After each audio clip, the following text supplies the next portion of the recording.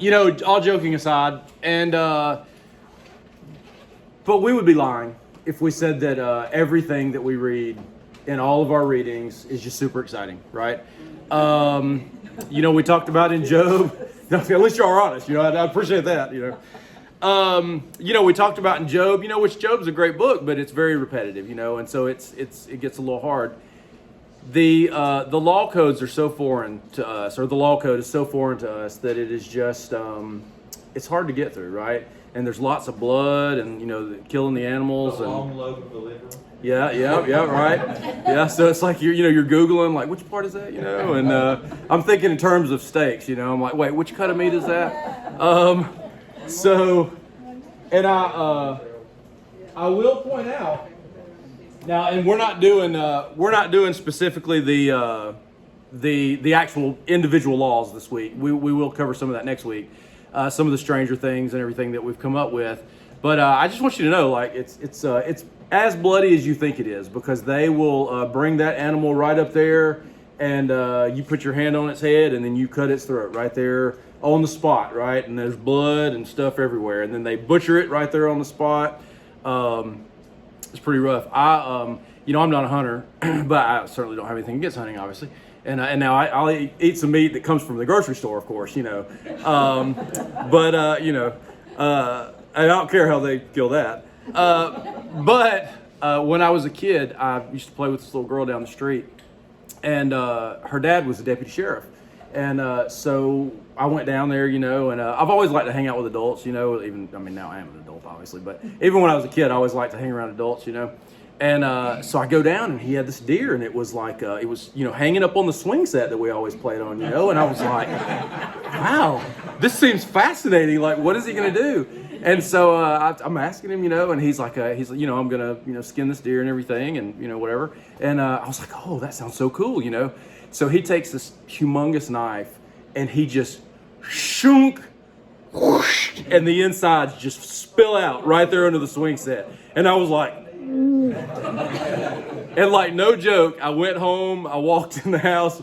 My mom said, are you okay? And I was like, yeah, I'm fine. And so I just laid on the couch and fell right to sleep. I basically passed out from this. So, I always threaten to kill my students at school, but then I always have to tell them, I'd probably pass out. That's the sight of blood anyway. So, it's really all talk. So we're going to talk about some aspects that you may not think about, when it comes to law codes. We're going to talk a little bit about law codes, but I will say this too, that, my class, and they asked for it, I'm just going to say, they asked that we do these lessons in my class as well. So I do those on the previous Sunday. And so they kind of get to serve as the guinea pigs for these lessons. And so in that class, we actually went over specific law codes from the ancient world. And so, I always ask them, I'm like, all right, which parts of this were too much? And somebody was like, okay, the law codes were a little much. So I was like, okay, point taken. We will not go specifically over each law code, right? But there is some information that's going to be dense, okay? And so just as you read through, and there's parts that are hard to read, where there are parts that these lessons that I just can't make like super exciting or super fun. But let me say, I think that you will find this information interesting, all right? Because it's kind of a new way to think about the law codes and all of that. And again, my job as I see it is always to make it so that as you continue your readings, this stuff will come back up and you'll understand better when those things do, all right? So in talking about the law codes, I did want to talk about ancient cities and stuff, because at some point in time, this information should come up, right? When you talk about the biblical world, you should talk about the people and the cities and stuff that cropped up around them.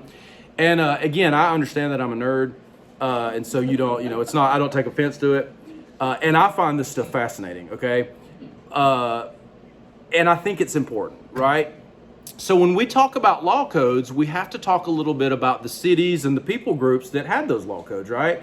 And even though I'm not going to go specifically into those, you still kind of need to know that. And when we talk about the biblical world, we can talk about, because it's the time period when cities and written languages first came about, right? And I just think, that's weird. Like, we can go back and we can say this is where this stuff, happened. So, with that in mind, and I know some of y'all are kind of on the outskirts. I don't know which one's the better side. Probably here. All right. So, right here we have basically the ancient Near East, right? And so we call this area right here Mesopotamia. That comes down through here.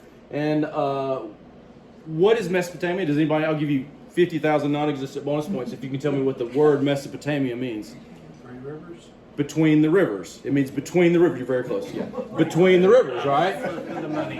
Yeah. No, see, I'll give you 25,000 non-existent bonus points just for your effort, right? So note that it's between the Tigris and Euphrates. If you're going to build a city, you're going to need water, right? And so that's why this area is so important. So when we talk about regions, the first cities ever started up here in Sumer. Now, you can make the argument that cities sprung up in Egypt at the same time, right? But basically, when we talk about the ancient Near East, which technically Egypt is not part of that, Sumer is where cities started, right? And so why do cities start?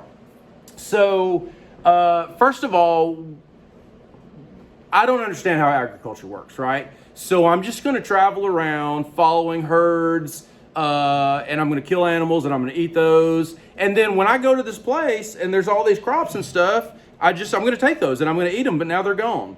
But I know if I come back next year, they're just going to be there, right? And so what I'm going to do is I'm going to keep moving from place to place so that I can get from crop to crop in different areas.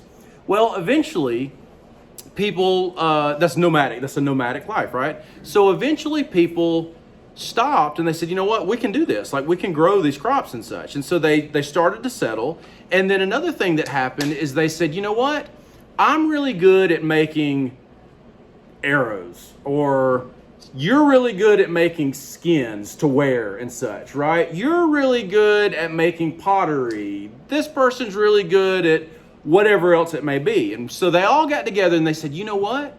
If we all got together and stayed together, then we could trade and this would make our lives a whole lot easier, right? And so they started settling together. Well, then they needed defense, and so they would, they might build a wall around or whatever.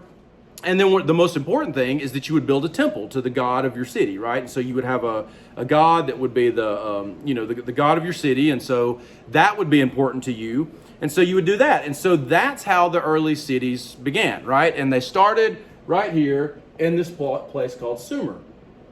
So we have literature from Sumer. This is also where writing started. So why does writing start? Writing starts because we are now trading. And so we need records of at least the more important trades, right? So like if I trade a piece of land or give you a piece of land for whatever reason, then we're going to need a record of that, right? And so they write that stuff down, right? So that started also here in Sumer. And so they had their own language. This is not really related to any other languages. It was called Sumerian.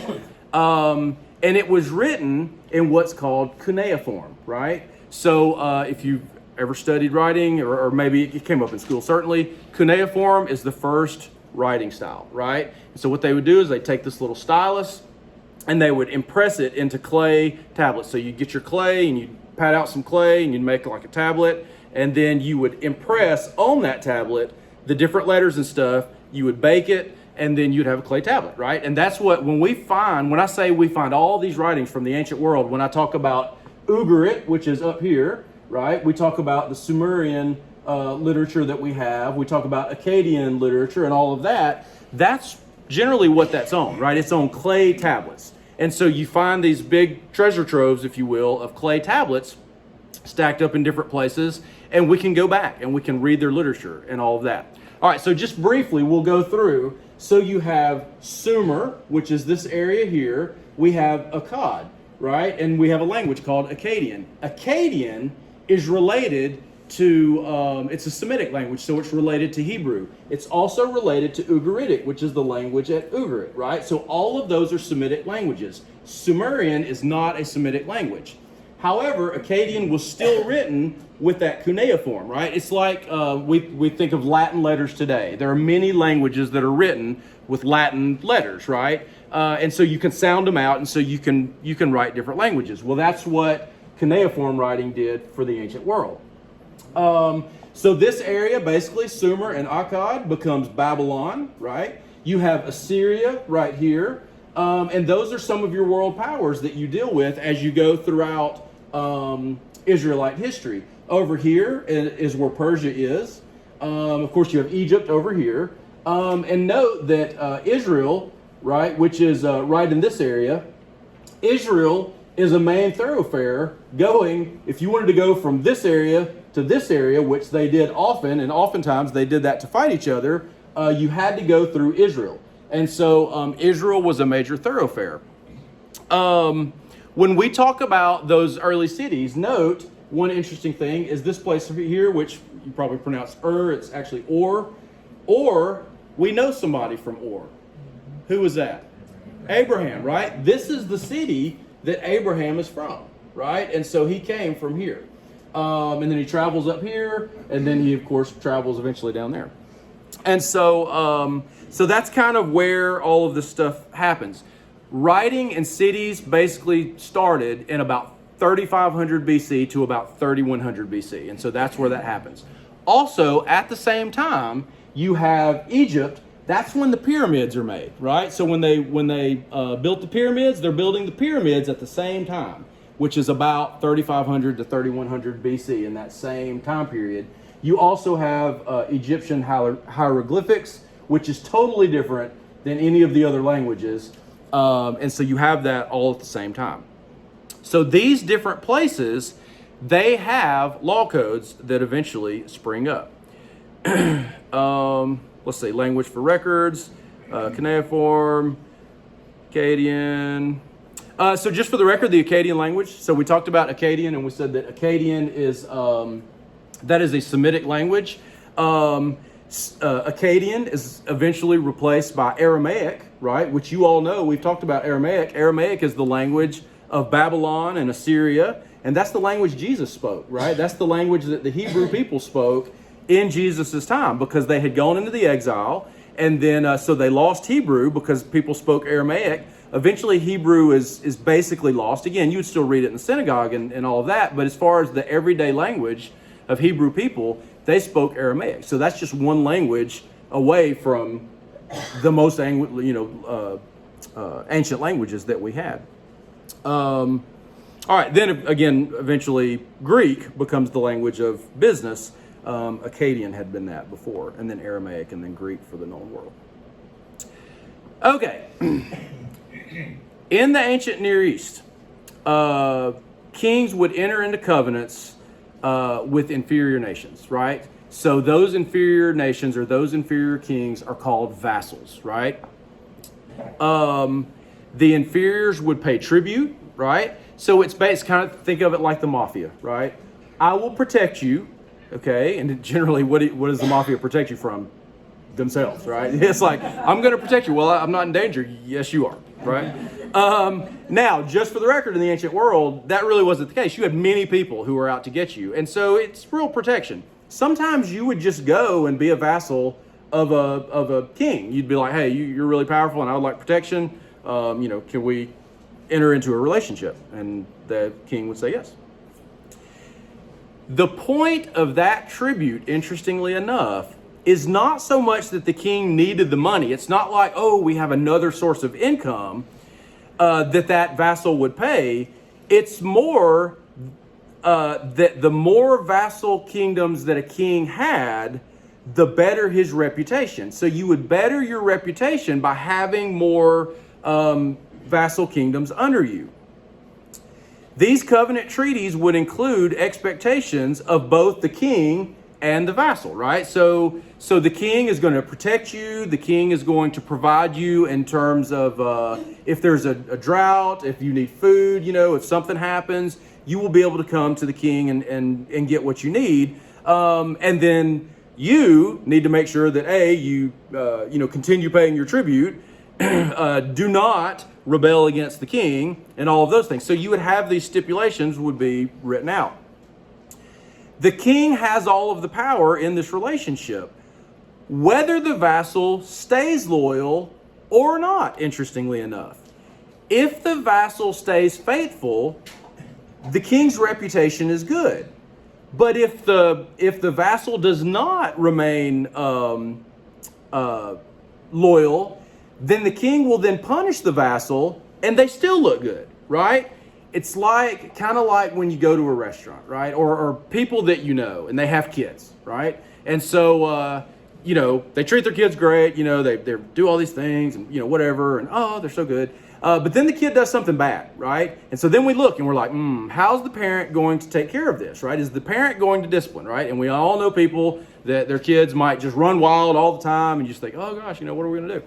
And or you've been in a restaurant where the kids are running up and down the things, and everything. Is it Washington or New York? I don't know. Fox was talking about it. There's a restaurant. It's strangely enough, it's an Italian restaurant, and spaghetti is their major dish. But they've actually stopped serving kids under, it's either 10 or 12. And so, so they won't allow, if you're under 10, they won't allow it because they're like, hey, we don't want kids running around the restaurant and stuff. And so we look at that and we say, okay, well, how are these parents handling this particular situation? And then you judge them. I mean, let's just be honest. We judge people based on how they're, how they react to different situations. Sometimes we pity them, but, we do look at that, right? We look and we say, okay, well, how do they react? Same thing with kings in the ancient world. One of the hallmarks of a good king or an orderly king, let's say that, an orderly king, is that they established a law code, right? That's the way that they showed off the fact that they were a good ruler. And we do have several ancient Near Eastern law codes. When I say several, we have about six or so, right? Important ones. And there's one, I will give you one, from 1750 in Babylon, and you may know what it is. There's the most famous ancient law code besides the Bible. Hammurabi, right? Hammurabi's law code, Hammurabi of Babylon. And so you can go and you can get that, and you can read it in English, right? You can read it in English translation.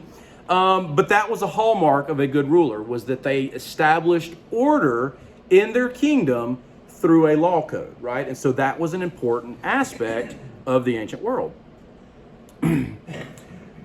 Okay, this is where it's going to take a left turn, and you got to engage your mind. Like if you're already thinking, what? Just now we have to engage our minds? Right?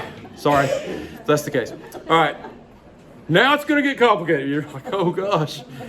Everybody gets up and leaves. Ancient Near Eastern law codes are descriptive as opposed to prescriptive. Okay, so what does that mean? Prescriptive means that these are laws that you have to follow. They are legislation. They are set out and they are etched in stone. Descriptive means that these are examples from which you should learn, right? So these are laws that are set out as an example for the way you should judge in a given situation or in different situations. In this way, the purpose of ancient Near Eastern law codes is to teach wisdom to those who dispense justice so that they can learn what justice looks like, right?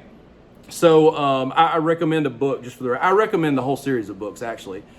John Walton. I know it seems like I use John Walton a lot, but he just happened, I like the NIV application commentary because it's scholarly, but then it also has application parts in it. And John Walton just happened to write the one on Genesis and the one on Job. And then he wrote this series that I also like. And so he wrote a series of books, or has written, that's called The Lost World of blank, whatever it is. And so he wrote a book called The Lost World of the Torah. And he goes through and he sets out a series of propositions, right? And so it basically one builds on the other. So this is the way ancient people believed about this. And so therefore, since they believe this about this, then this happens, right? And since this happens, then you need to understand that this is the way you think of it. And it just goes through all of these different propositions in a very orderly and organized way.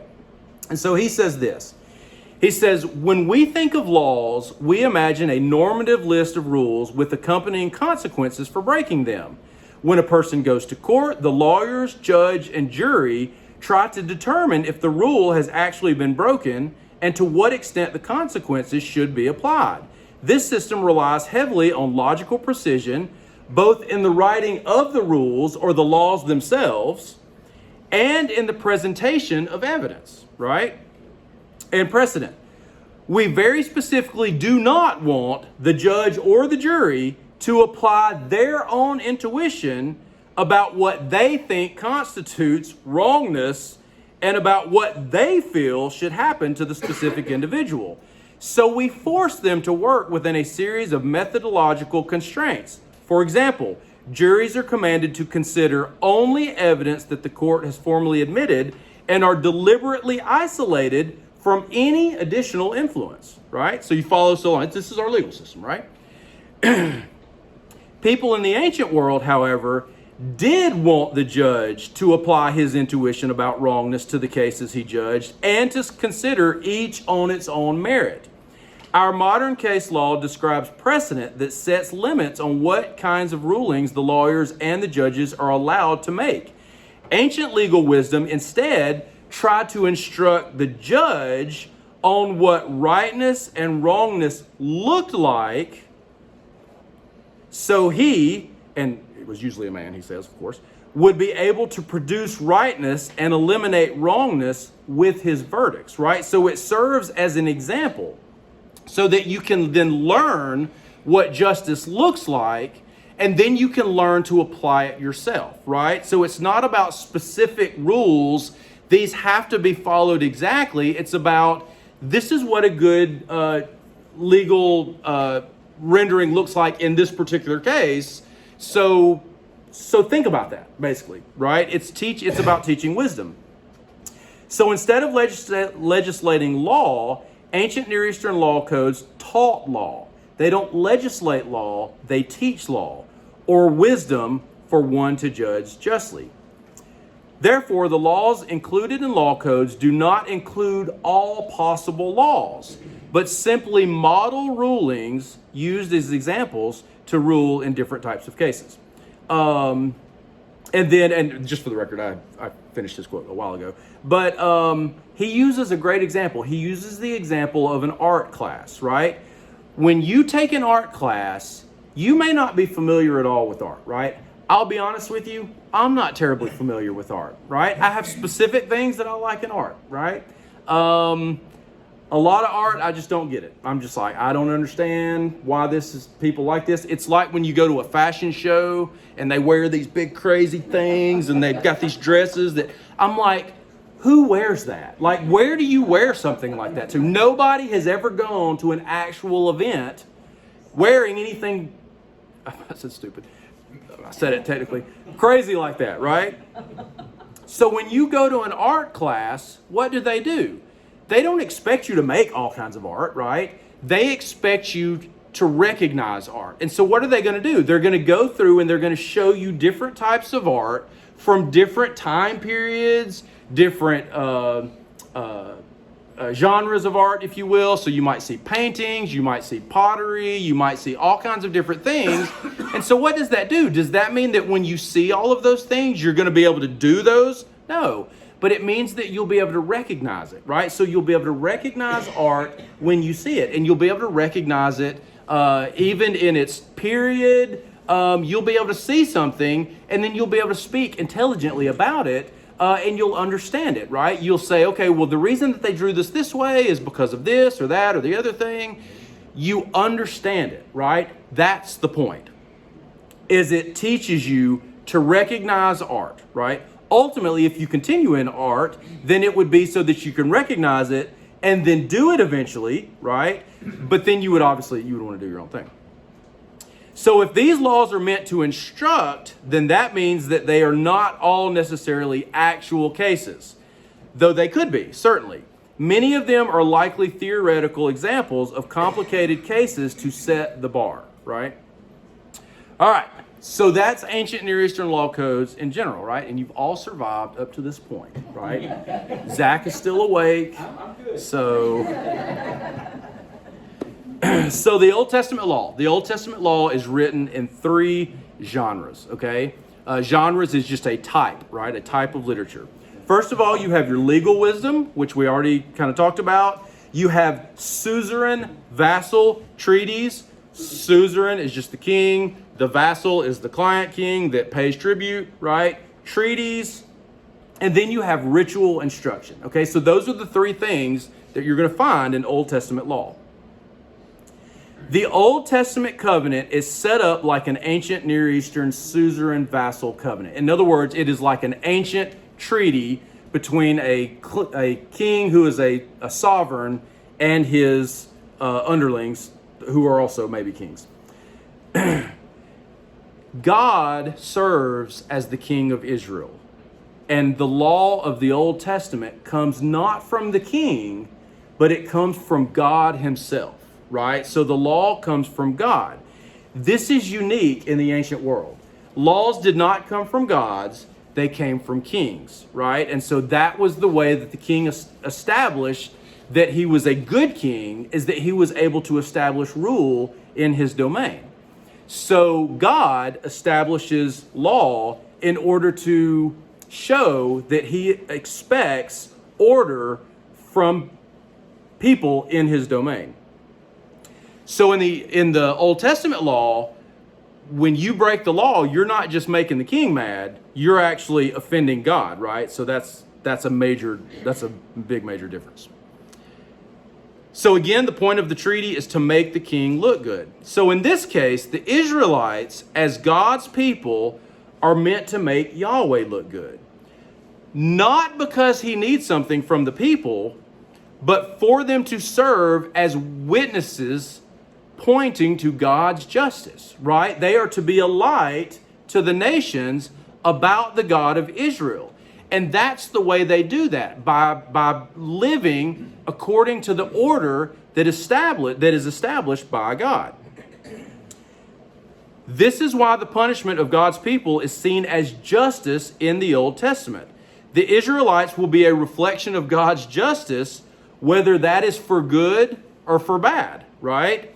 God is glorified either way. So God is glorified when his people are doing well. And just for the record, that's what a sovereign wants. He wants his people to do well, right? That's when you're most positively reflected on, right? However, when your people don't act the way they're supposed to, the next best thing is to make sure that they're punished, so that when other people look, they say, hey, you know what? That God, he doesn't mess around, right? He punishes his people.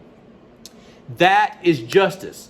We see it all the time. Even in our little puny human minds, we see when justice is not done, right? When something happens in the legal system, and let's say it's, some rich person or whatever that does something, and you're like, well, Joe Bob down the street did the same thing, and he got, 5 years in prison, and this guy, he had a bunch of money and got a good lawyer, and he didn't get any time. He didn't get anything. He got off. And that makes us mad, right? Because that's justice. It's not that we want people we just want people punished. It just makes us happy when people are punished.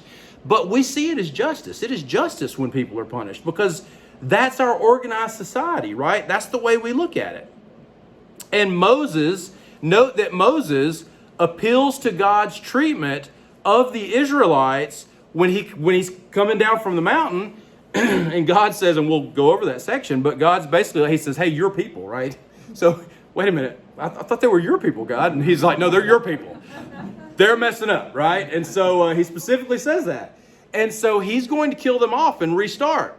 And so what does Moses say? He appeals to exactly that point of view. He says, listen, what are the Egyptians going to say when you kill off all the people? They're going to say, well, their God just took them out into the wilderness to kill them, right? So that is exactly what I'm talking about. It's exactly that thing. And then I'm blowing my what's coming up, but what does God do about it? It says very specifically in some translations that he changes his mind, right? Okay, and so I said that, but then we'll talk more about it when we get there, right? All right, so the legal wisdom aspects of the covenant serve as the treaty stipulations, right? So when we go into this treaty in the ancient world, there are those stipulations that we talked about, right? Well, the legal wisdom is the stipulations. That's the thing. This is the way God expects his people to act, right? This is your guidelines. These are what good judgments look like. So those of you who are involved in judging my people, this is what I expect from you, right? The individual laws serve as examples of how the Israelites are to treat one another and Yahweh. They have the option to enter into the covenant or not. But once they choose to enter into it, they are required to live according to the covenant. This law code shows that Yahweh establishes and requires justice among his people. And this is what the ancient Near Eastern people would respect. So when other people look on the Israelites, they would have respected the fact that their God required order of them in this law that they have. This is why the law goes according to the ancient Near Eastern people around them. This is why they're very similar, and we have to be very careful when we talk about the relationship between the ancient Near Eastern law codes and the law code in the Old Testament, because oftentimes we will say things like, well, the Old Testament law held God's people to a higher standard. And that is absolutely true in some cases, but you can certainly go and look at other cases and say, well, it seems like Hammurabi held his people to a higher standard in this particular instance. So it's not so much all of that as it is God uses, again, as we have said over and over and over again, God uses the understanding of the people of the day in order to teach and to deal with his people. These law codes look like the law codes of other people because, again, they're meant to reflect positively on Yahweh. And so that's what people of that day would have looked at positively, is the types of laws that are pointed out in the Old Testament law. And I know sometimes that's uncomfortable because we look at the Old Testament law and listen, there are some laws in there that make you go, it's like, wow. I mean, you can't beat a slave to death, but you can beat a slave almost to death, right? And so that's a harsh reality. But again, it's situated in this Old Testament world. And so you don't generally see the Old Testament law attempting to take people out of their situation and then give them some higher moral understanding than what people already had. The fact that order is being presented is the higher moral thing, and the fact that it's from God himself and not the king, again, is the higher moral thing. That's the deal. And again, sometimes that is, that does become a little uncomfortable, but again, it's a different world. It's hard for us to judge in those situations. I kind of like it to, or liken it to, I would never kill anybody, right? I don't look to kill anybody. I don't see that ever happening. However, if someone were going to hurt my family, then at that point, I could then change my thinking and say, okay, well, in that point, obviously, I could kill somebody, right? My thinking changes based on the situation, which is then a much more harsh situation. The ancient world was a harsh world, right? And so those laws are established in that framework of those people who lived in that day. Again, I hate to say it, but it's kind of one of those it is what it is situations. All right, note that the Old Testament law, however, is framed in terms of faithfulness, wisdom, order, and justice, which were important, again, to the people of that day and would have appealed to those people. Note that the pagan gods were not seen as having these qualities. So Yahweh was set apart through his relationship with Israel, through his giving of the law to his people. Yahweh cares about his people and takes responsibility for them and for the way that they order themselves and the way that they act.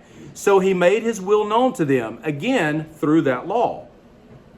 The other nations could never know exactly what their gods expected of them and were in constant fear of offending them, right? And so, the ancient gods, the Greek gods, the Roman gods, which are just the Greek gods, the ancient Near Eastern gods, they're very fickle, right? And they're very easily offended. And so, because again, they're human gods, right? They're very much like people because people establish them in their minds, right? The God of Israel is not that way, and the law is part of that explanation that he is not like these other pagan gods. All right, the ritual aspects of the law, right? So we've done the wisdom. We've talked about the treaty. So let's look a little bit at the ritual aspects of the law. In the ancient Near East, the gods actually survived off of the sacrifices and the things that the humans did for them, right?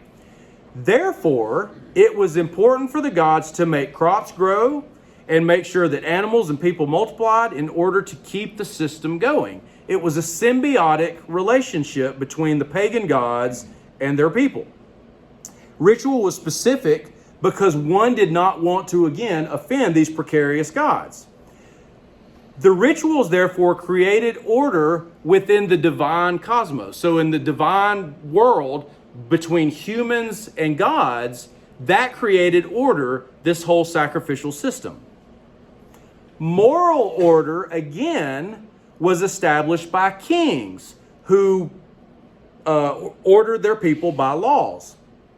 And these kings, of course, are set in positions by the will of the gods. So it's two different spheres. It's the sphere with the divine realm, which had that whole sacrificial system that you had to do because you don't want to make the gods mad because then they might not let it rain and all of those different things. That's just the way they believe. And then the king is the one who actually set up order for the people, because the gods did not care about the people except for the fact that they wanted to make sure that they kept sacrificing things so that they could eat. Remember, if you will, when we talked about one of the differences in the creation narratives in the ancient world, one of them was in Atrahasis, when they kill off all the people and Atrahasis survives on the ark. They're happy, even though they tried to kill all the people, because they need his sacrifices, right? And so they're like, oh, praise God. Well, they didn't say praise God because they are the gods. But they're like, woo, we're happy because then he gets to sacrifice and all that. In Israelite religion, God is both king and God. As king, God would have been granted tribute, right? As God, Yahweh does not survive off of the sacrifices and offerings. He doesn't need those for any reason other than the fact that it provides the tribute partially. The sacrifices established the loyalty of the Israelites in their covenant relationship with Yahweh. A proper cult was a hallmark of a properly running and organized society, again, furthering the reputation of Yahweh in the ancient world. And the way I look at that is it's a complicated system. And even in Israelite religion, again, even though God clearly doesn't survive off these offerings and stuff, I always think of it in terms of it's a very complicated system that it required rigor and preciseness.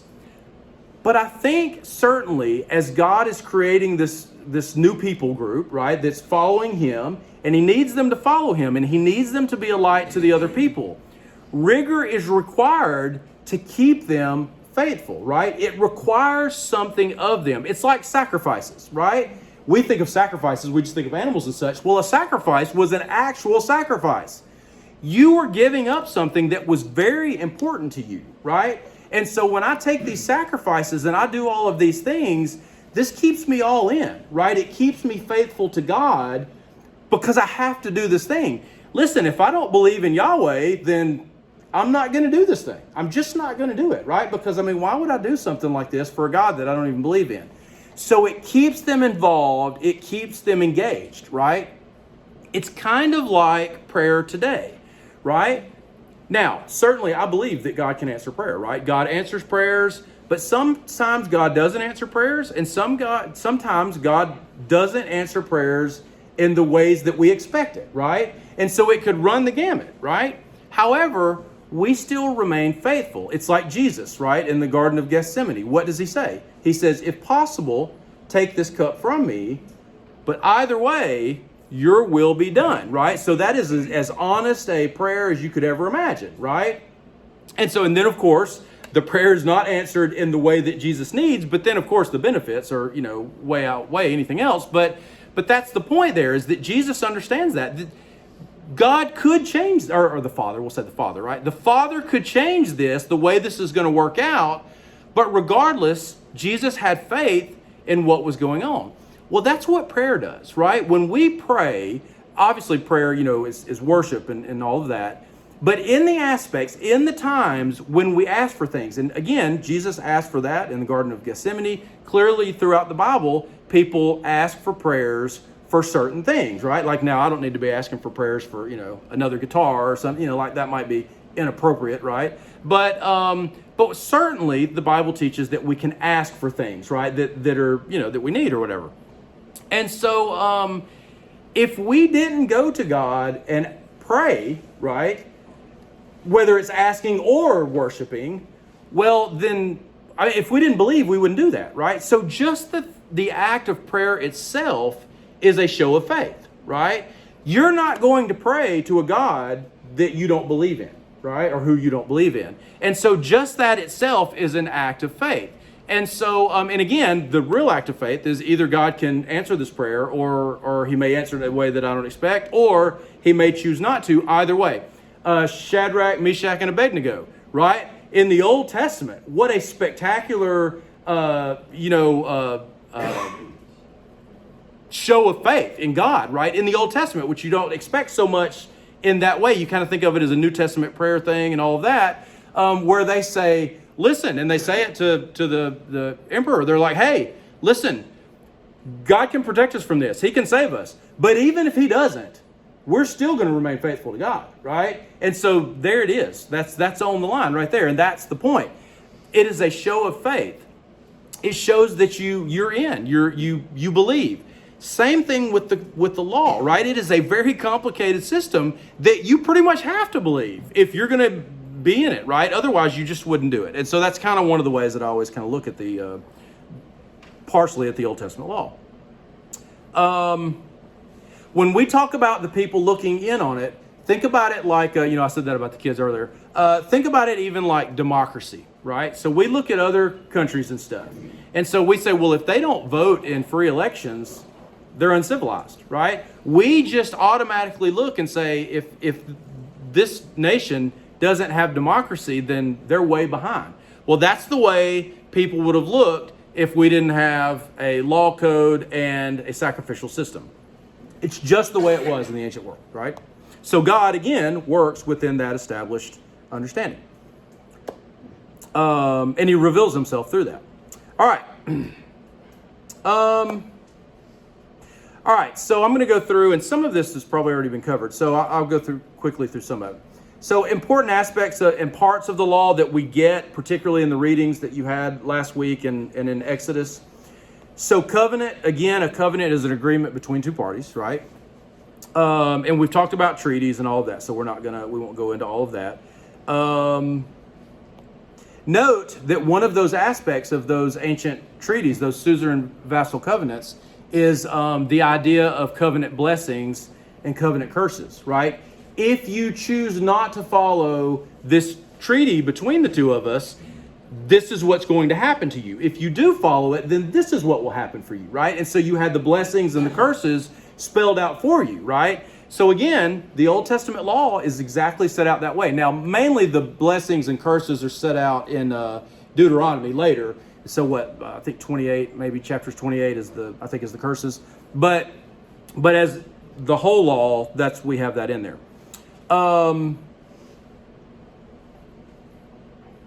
Okay, the 10 Commandments, okay? Note that in Hebrew, the 10 Commandments is the 10 words, right? That's what it means. It's funny, I asked this in my class. I was like, has anybody ever heard of the Decalogue, right? And everybody said no. And so, but just for the record, if you ever hear of Decalogue, it means, in Greek, it means 10 words, right? And so it's deca, logoi, 10 words, and then it's Decalogue. So sometimes if you read in books and such, it'll talk about the Decalogue. It's talking about the 10 Commandments. The 10 Commandments are the basic principles undergirding the entire Old Testament law, right? The Book of the Covenant. It talks about the Book of the Covenant. The Book of the Covenant seems to be Exodus 20, 22 through 23, 19, or 33. So it is that very specific part, because he goes up on the mountain, he comes back, they talk about it, they discuss it, then he goes up and gets the tablets and all of that. And so that seems to be what's going on there, is that book of the covenant is that one specific part. Now, when we get to Josiah later in the books of Kings, when they find the book of the covenant, interestingly enough, and there's reasons, and we'll get to that when we get there, the book of the covenant is very likely, part of it's because it has the curses in it, it's very likely the book of Deuteronomy, strangely enough, right? And so it is spoken of in different ways. There is some ambiguity about exactly what is written on the 2 stone tablets and whether Moses wrote them or whether God wrote them. Like literally, when we talk about wrote them. Now, clearly God gives the law to Moses. Moses presents it to the people, but it does specify different ways. So Exodus 24:4 says, "And Moses wrote down all the words of the Lord. He rose early in the morning and built an altar at the foot of the mountain and 12 pillars according to the 12 tribes of Israel." So it seems like maybe Moses wrote it. Note that Moses at that point receives both the 10 commandments and the book of the covenant. And it says he wrote down all the words of the Lord. This makes it somewhat unclear as to whether exactly what he wrote. Notice that Exodus 24:7 says, "Then he took the book of the covenant and read it in the hearing of the people, and they said, 'All that the Lord has spoken, we will do, and we will be obedient.'" And so then the book of the covenant seems to include maybe the 10 commandments. Exodus 24:12 says, "The Lord said to Moses, 'Come up to me on the mountain and wait there, that I may give you the tablets of stone with the law and the commandment, which I have written for their instruction.'" And so he's going to go up after he has already presented the law to the people. This would seem to indicate that maybe he's getting a second official record of it. And somebody in my class brought up a great point. Today, when we have contracts and stuff, we sit down and we talk about it, right? And we're like, hey, what exactly is going to be expected in this contract? And then Moses takes it down to the people and he says, hey, this is what we're going to be responsible for. Are y'all in? They say yes. And then it seems that he then goes and God, they etch it out, right? Literally, right? In stone. All right. Other places like Deuteronomy 4:13 specify that only the 10 commandments are on the 2 tablets.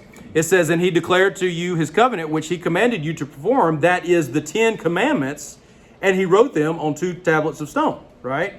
Deuteronomy 9:10 states that the tablets contained all of the words spoken by God, written by God's finger, right? So then it says God wrote it with his own finger.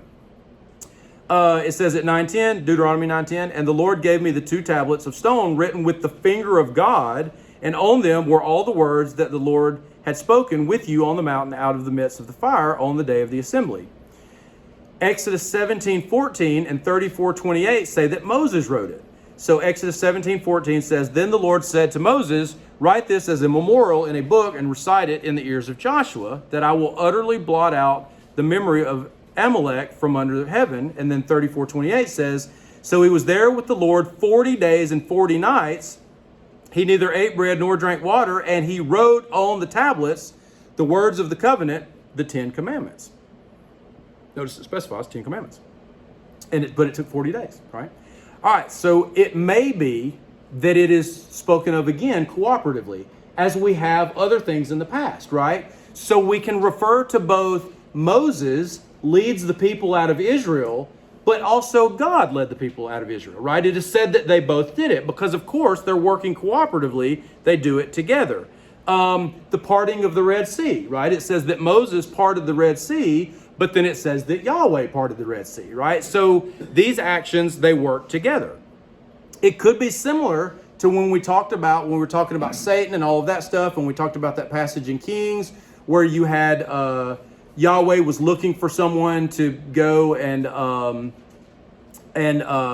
basically get Ahab killed, and they had the different people that are the different divine beings who gave different ways, and then he allowed the one spirit to go, and then it said that God put the lying spirit into Ahab's ear, even though clearly it said he sent the divine being to do it. So again, what God sends his people to do, he takes his authority is in that, right? Is vested in that deal. So then later when we talk about the law in the Bible, note that, again, this is not the whole legal code that we get in Exodus and even when we get through Deuteronomy. As, again, it is meant to serve as examples of judgments and not every possible stipulated law. Therefore, later revelation from God is also considered part of the law. So when we get to the prophets and we have these same subject matters, right, where we talk about social reforms with, taking care of the poor and all of that, then those are specified by the prophets as the word of God. Then we get to the New Testament and we can have Jesus refer to what is written in the law and the prophets, because, again, it's part of the progressive revelation of God, and so it's referred to as together. So basically, all right. Now let's go through a couple of quick things. The golden calf. All right. So the golden calf, and specifically, I want to look at the breaking of the tablets. Right. Notice that Exodus 32:1, it says, when the people saw that Moses delayed to come down from the mountain, I'm going to go quickly through this. The people gathered themselves together to Aaron and said to him, up, make us gods who shall go before us. As for this Moses, the man who brought us up out of the land of Egypt, we do not know what has become of him, right? So note that Moses is the one who communicates with Yahweh, right, for the people. Remember, he tried to communicate with the people, and they were like, we don't want that to happen again because Yahweh is scary, right? He has a loud, booming voice. They believe that they have lost their communication. If Moses is gone, then we have now lost our ability to communicate with our God, right? So they're going to create an idol in order to do that, because as we talked about in the past, that's the point of idols, is that it allows you to communicate through the God, or to the God. So they're already breaking the second commandment about idols, and then they might be breaking the first commandment about worshiping other gods, because it keeps saying in the plural that they made gods. However, the problem there is that the word God or gods is the same word. It's Elohim. We talked about that before, and it's plural all the time, right? And so it could be, and it seems to be, that they're simply making, I don't want to say simply because it's still bad, but they're making the idol in order to communicate with Yahweh. All right, and again, I'm not going to go through all of that golden calf stuff, even though it has some golden, it has some golden points there.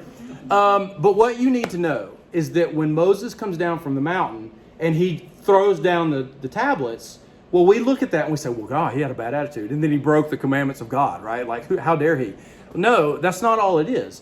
He is literally tearing up the contract with God, because the people are already in breach of the contract, right? And so when he goes down and he breaks the tablets, he's saying, you've already broken the treaty that we've made with God. And so therefore we're going to break this. Otherwise we may get the covenant curses, right? And so we don't want that. And so he breaks it. Now, of course, there's, penance made, if you want to say that, with many people are killed. And then we go back, we do it again, right? So we get the others back. Notice that's when, and we already talked about it, but that's when Moses and God talk, and he says, your people, and he changes his mind, right? All right, so there's that. All right, we're gonna go through all that. Okay, the last thing that I want to go, and I think I can do it in 4 minutes. All right.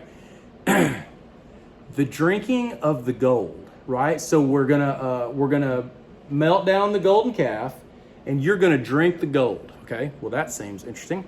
All right. So what does that mean? So we have some examples. One example is not from the Bible; it's from the ancient Near East, the wider ancient Near East, and then we have one from the Bible, right? So remember we talked about Ugaritic, which again is right there, and we have all these myths and stuff about Baal, and we have one called the Baalu myth. It's from Ugaritic, and it's where the goddess Anat is going to destroy Mot, who is the god of death, right? And it says this. It says, she seizes Matu, who's Mot, the god of death, son of Elu, with a knife she splits him, right? So she splits him open. With a winnowing fork she winnows him, so she spreads out what she has there. Then with fire she burns him. With grindstones she pulverizes him. In the field she sows him. The birds eat his flesh. The fowl finish off his body parts.